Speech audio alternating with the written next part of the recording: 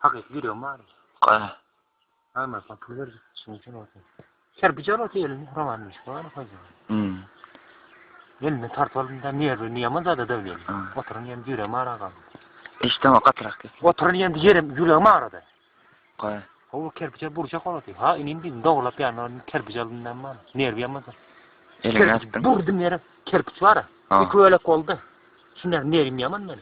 Korkup aşağıma hiç kimden yani. Kerpiç var bildim kerpiçin tartı. Vuracak. Vurduydım. Vur. Kerpiçin tartı vurdum yere. Bütün kerpiç var. Bütün kerpiç. Böyle kol dem orta arasında. Şunyak nervim yaman. Gücüm yok yani. El titredi mi? El titredi nervim yaman. Getir var öldü.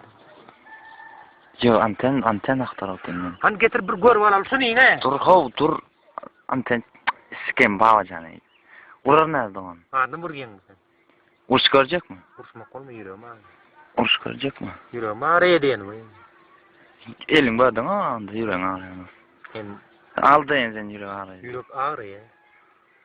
Pul verecek diye daim buna. Bana diye kanapsın bir. Kilim pul alacak.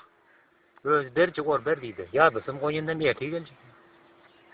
Başlığına hemen deydin baba canı. Başlığına. Başla ama. Öyle sığır vakit oturandı. Şefetin maşının yer nereyim bulamadı. Elle titrer kaldı. Nereyim bulamadı. Yakal kaldım ben olacak oğlum. Kaya. Geri yıkıldı avu. Kaçmadım için durdum.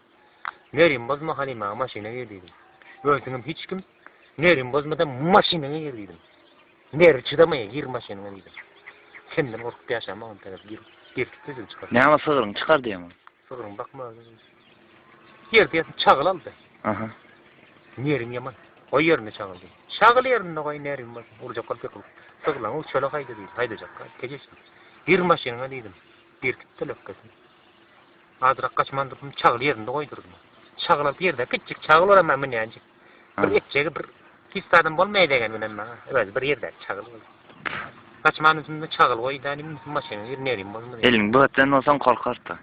Korkup yaşama. Kaçmandırdım son kaçıktım yoğur. Yaman yoğurayım. Niye biçi demeye. Çağılı yerinde eltira kaldı. Nerimin kakarım gelen bildiğimizin götürmesinden maşine getirdim. Osmak olma yüreği arayayım bana. Lere sen hem işten saklanayın. Neyle şu akşam açın bulmazsa uyumu gidip yatacağım. Aş dalayın. Evet ya da sen bir etiyle döneceğim.